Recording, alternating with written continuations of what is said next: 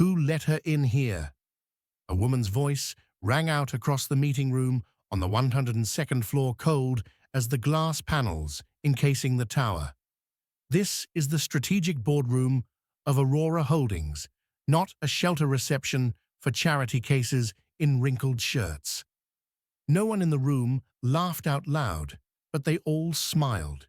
That kind of smile, thin, sharp, as a paring knife honed through years of standing atop the food chain. The Aurora building wasn't like anywhere else. It didn't have air, only ambition, and the kind of invisible pressure that bore down on the shoulders of everyone who stepped inside. Swiss watches peeked from under tailored Armani sleeves. Silk ties were knotted with millimeter precision. Everyone in that room radiated the same silent message: I have the power to erase you. And then she walked in. No name badge, no commanding hairstyle, no expensive perfume to signal rank. Just a woman in a slightly wrinkled white shirt, grey slacks, worn-down canvas shoes, and in her hand a thick folder. Every step she took echoed lightly across the marble floor, not loud enough to demand attention, but just enough to irritate. She didn't look at anyone. She didn't bow her head. She walked straight to the head of the table, the spot reserved for the CEO or someone who has no idea what fear feels like. And she stood there. Juliet Hale, a name no one in the room had ever heard, and clearly no one cared to learn. They looked at her as if witnessing a glitch in an otherwise flawless contract, a misprint in gold ink. A middle-aged man wearing a senior strategy advisor badge curled his lip and muttered just loud enough for everyone to hear, "Are we taking interns now?" Another glanced at her folder and smirked. "She thinks this is her college finance presentation." The head of HR simply shook her head with a pitying sigh. "Diversity quota," another decorative slot filled. Juliet didn't respond. She didn't smile. She set the folder down on the glass table, as clear and cold as ice, took a breath, and looked up at them. No defiance, no pleading. Just the gaze of someone who knew exactly where she was, knew exactly what would be said, and came anyway. In her eyes, there was no anger, only a strange kind of calm, the kind that made the room pause in uneasy silence. Because sometimes what unsettles people most isn't a scream. It's the quiet gaze of someone who sees everything too clearly. No one knew who she was, but one thing was certain: this was not a woman who had lost her way. She came for a reason. And those who were laughing soon, they wouldn't be laughing at all. No one outright protested Juliet's presence, but every glance, every smirk, passed between the others like an unspoken pact: she didn't belong here. The head of marketing was the first to strike. He didn't bother to look at Juliet as he flipped through the pages of her report, tapping his platinum-ringed finger impatiently on the glass table. "Seriously, did you write this in Word, 2012? This font screams, confidently applying to a billion-dollar firm with a free Google Docs template." The room let out a quiet laugh, not because the joke was funny, but because it was sharp enough to be applauded. Juliet raised her head and looked at him, her gaze steady. She didn't need to say a word, but her silence once again became the excuse to keep attacking. This time, it was the legal director, a woman in an ivory suit with a Chanel brooch, smiling as if teaching a child who'd wandered into an adults-only meeting. "You know, Miss Hale here, we don't use cheap printer paper. Looking at your documents, I thought I was reading a high school student council memo." She folded Juliet's folder closed and pushed it back toward her, like returning something picked up off the street. The HR team chuckled. PR shook their heads, and the strategy group started murmuring. A young man, likely a media advisor, whispered just loud enough, "She's probably here to share insights from the working class perspective." A financial assistant glanced at Juliet's canvas shoes, snapped a photo, and posted it in the internal group chat with the caption, "New CMO cheap kicks cheaper ideas." The air thickened. The insults weren't accidental anymore. They became rhythm entertainment, a shared cruelty. Someone tossed a sticky note toward her feet. Another cleared his throat and spoke up plainly, "Sorry, but honestly, we don't have time for a presentation from someone who looks like she just finished the night shift waiting tables and wandered in here." Juliet still didn't respond, but this time she wasn't standing quite as tall. She leaned down, gathering the scattered pages that had been shoved off the table. Her hands remained steady, but her eyes, something in them, had changed. Not weakness, not anger, but the look of someone who was remembering not to argue back, but to return it later. When she stood again, a veteran executive let out a dismissive laugh. "You know, people like you usually just show up in internal newsletters as stock photos for diversity initiatives. But once the cameras are off, we go back to reality, the reality that wrinkled shirts don't write strategy." Juliet didn't look at him. She looked at the screen, where a red bleeding graph of declining revenue glared back, and no one except her seemed to care. She didn't utter a single word. For nearly 30 minutes of being ridiculed, dismissed, and turned into a joke within a room supposedly reserved for the deserving, Juliet never reacted the way they expected. She didn't snap, she didn't blush, she didn't defend herself. She simply stood there like an ink blot of the wrong color on an otherwise white page, silent yet deeply unsettling. Another woman might have cried, someone else might have stormed out, but she didn't. She picked up each page of her documents like it was routine. Every movement was slow but deliberate, as if she weren't just gathering paper, but collecting pieces of her dignity off the cold, polished floor. No one spoke up for her. No one intervened. Everyone just sat there, either complicit or silent.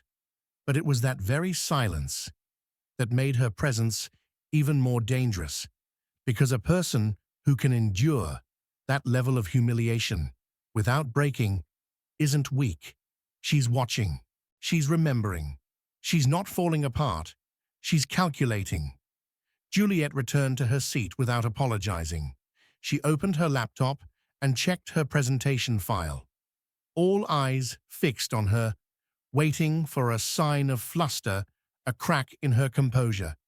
But there was none, no tremble, no stumble. She simply sat down, and someone swallowed hard. No one could quite tell if it was out of discomfort or because for the first time they weren't so sure who this woman really was.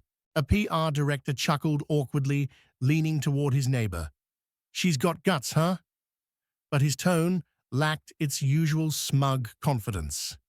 A young financial analyst looked at Juliet differently now, not with disdain, but confusion. Even the head of strategy, the loudest voice just moments ago, had gone quiet. He stared at her creased folder and almost involuntarily glanced toward the data chart behind her, the one showing a steep decline that no one but her seemed to notice.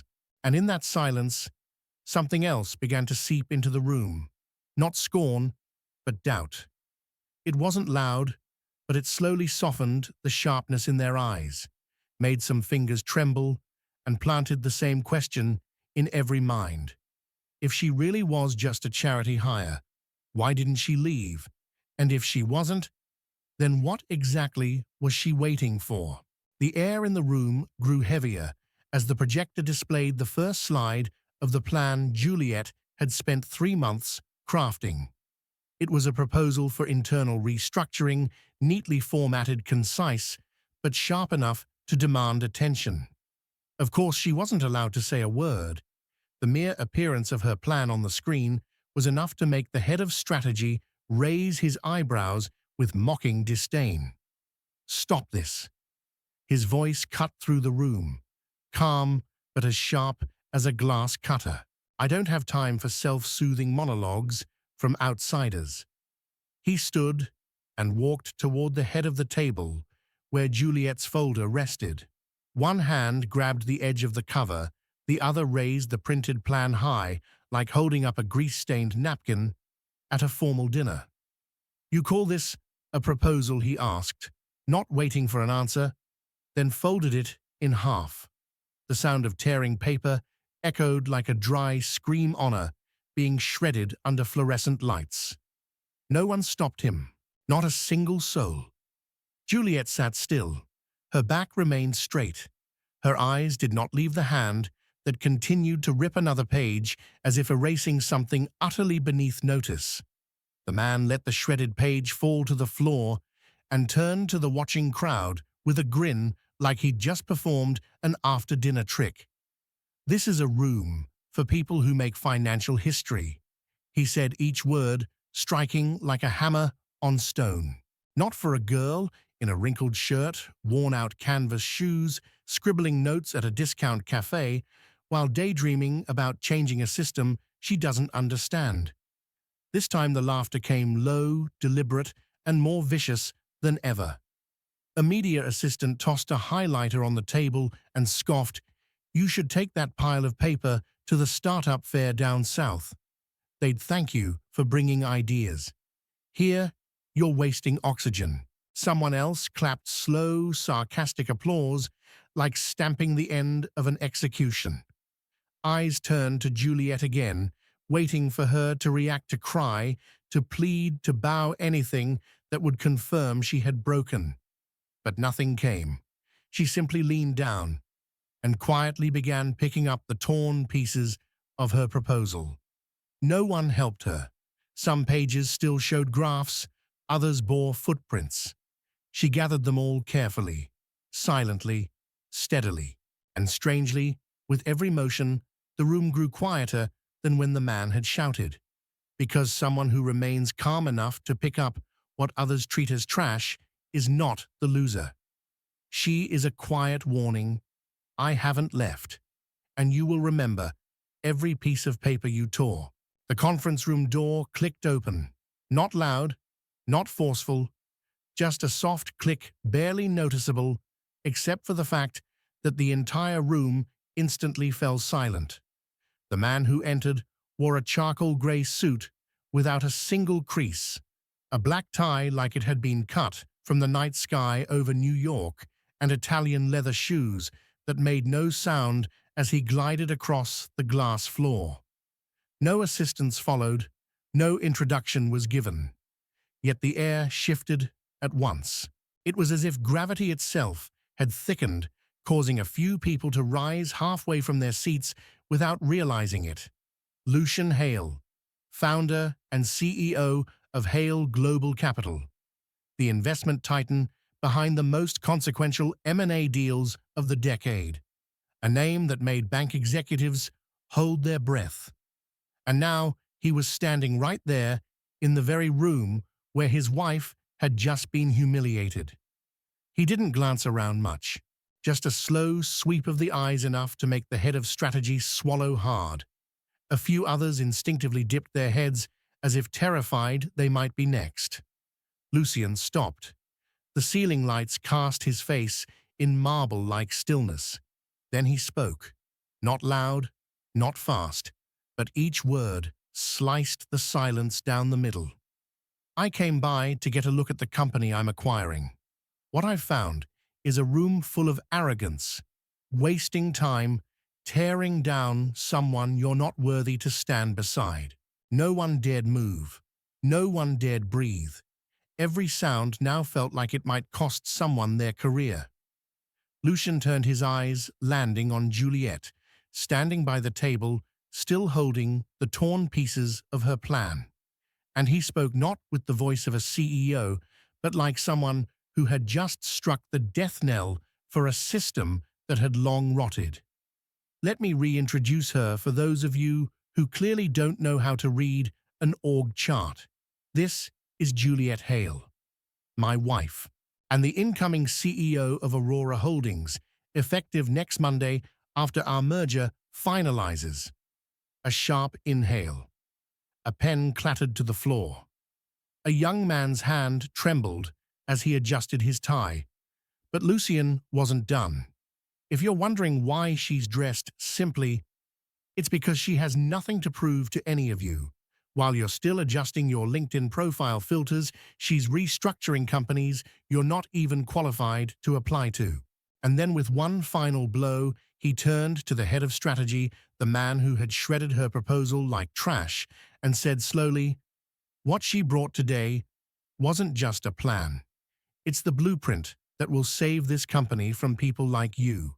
And she didn't just write it, she lives it." Silence. Stunned silence. No one sat upright like before. No more mocking smiles.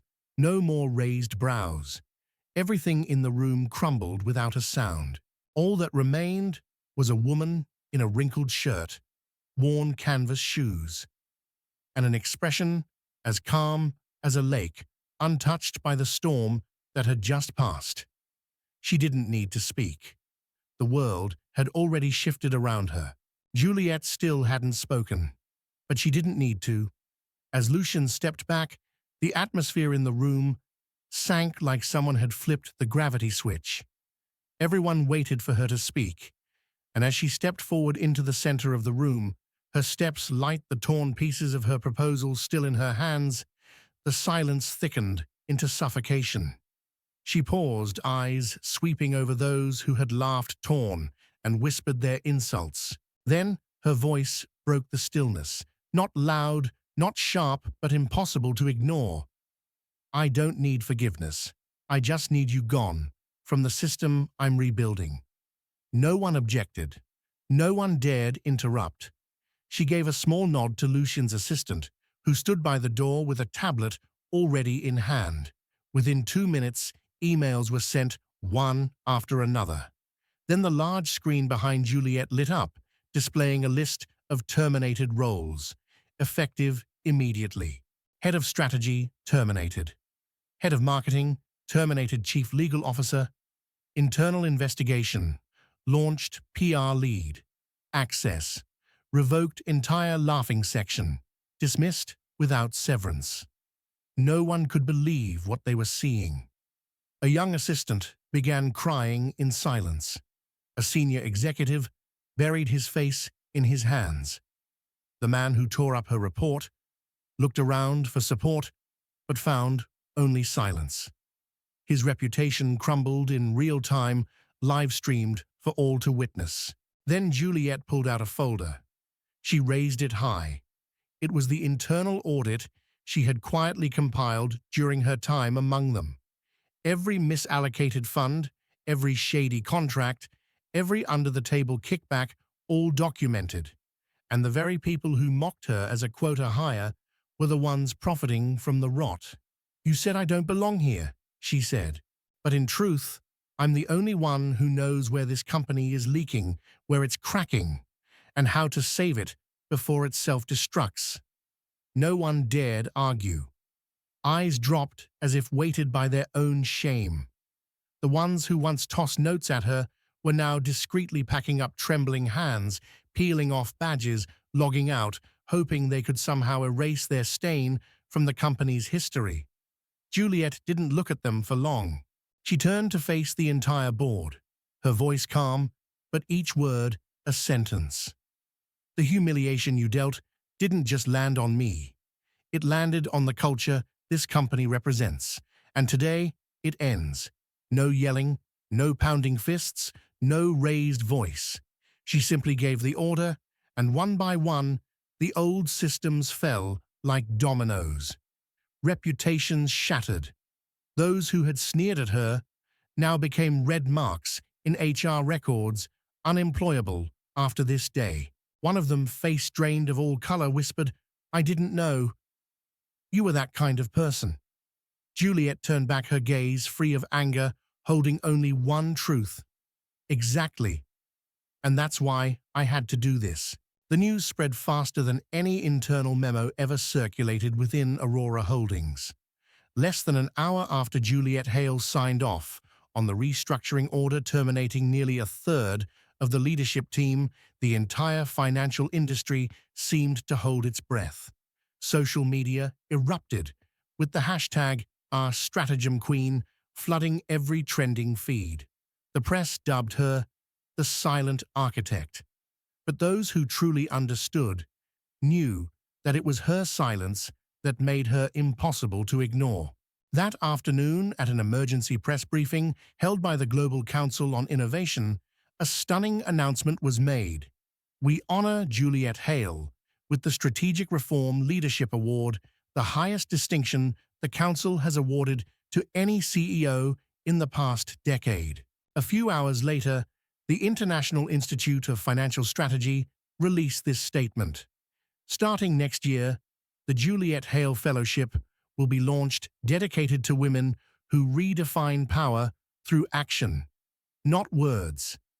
Television networks broadcast the image of Juliet leaving the Aurora Tower, still in her worn canvas shoes, her unpressed white shirt, her face bare of makeup. But this time, the cameras didn't zoom in to ridicule. They captured a moment, the moment when the woman once publicly humiliated in that very room became the figure the world now looked up to. Forbes featured her on the cover of a special edition, Juliet Hale, the woman who led with silence and changed everything. She gave no interviews, no grand statements. She simply sent one email to all Aurora employees. Its message was brief. From today on, this company will no longer distinguish between tailored suits and simple shirts. We will keep only those who are competent, decent, and patient enough to lead change through action. The message was printed, framed, and hung in the main hallway of the ground floor. Those who once insulted her now erased from the system. Those who once laughed now lowered their heads before a truth they could no longer deny. The woman they had deemed an outsider was the only one brave enough to lead them into an entirely new chapter. The recognition Juliet received didn't come from applause. It came from the fact that no one dared to laugh anymore. She didn't need grand speeches. She only needed to stand still, and the old order collapsed beneath her shadow. That day, in the glass atrium, on the ground floor of Aurora Holdings, the very spot where someone once told her she wasn't qualified to use the executive elevator, Juliet stood beneath hundreds of cameras and stares. Not because she sought attention, but because for the first time, no one dared turn their back on the truth. Behind her, the market tickers glowed green. For the first time in 7 consecutive quarters, Aurora's stock had hit its ceiling. And it was all because of one name, Juliet Hale. In front of her stood a crowd of young professionals, fresh hires, logistics workers, the ones long overlooked, dismissed now, staring at her the way one looks at a real chance to change everything. Then a young reporter raised a mic and asked, "Do you have anything to say to those who once looked down on you?" Juliet smiled softly. It wasn't pride. It wasn't vengeance. It was the kind of smile that comes from knowing you've gone so far, you no longer need to look back. Then she spoke. Just one sentence. "I didn't come here to be welcomed. I came to remind them. This company belonged to me from the moment they laughed at me." The atrium fell silent. No one spoke, but eyes welled up not from pain, but from a strange surge rising in the chest hope. Because finally, a woman had shown that you don't need to scream, fight dirty, or retaliate to change a system. You can do it with silence, integrity, and unshakable resolve. After that day, those who once called her a charity hire began disappearing from LinkedIn. Those who threw pens and smirked in meetings faded quietly from financial relevance. Her name, however, was etched into fellowship strategies awards and business school textbooks. They once said she wasn't remarkable enough. Now, they're no longer qualified to speak her name.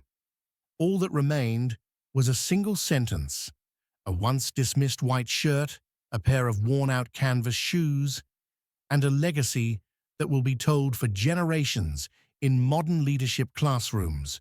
The story of Juliet Hale isn't just a stunning reversal in the financial world, nor merely a takedown of arrogance through silent authority. It is the clearest proof that you don't need to shout to prove your worth. If you are skilled enough, kind enough, and patient enough, the world will eventually be forced to listen. What's the biggest lesson here? You should never judge someone based on how they walk into the room.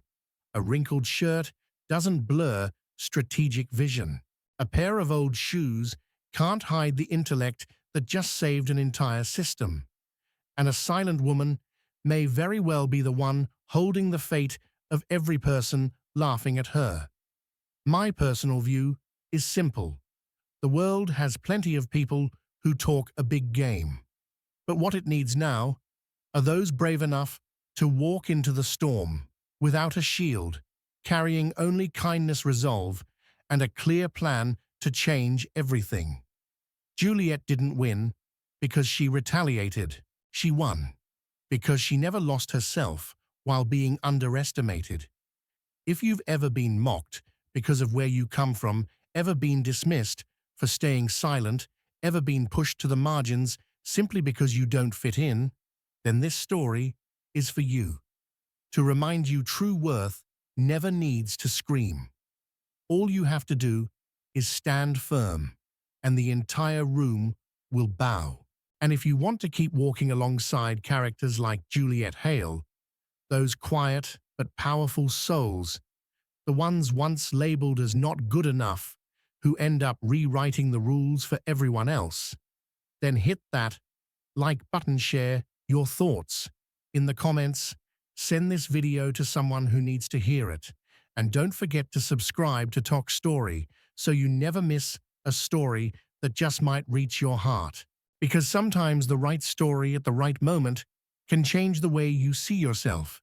See you in the next video.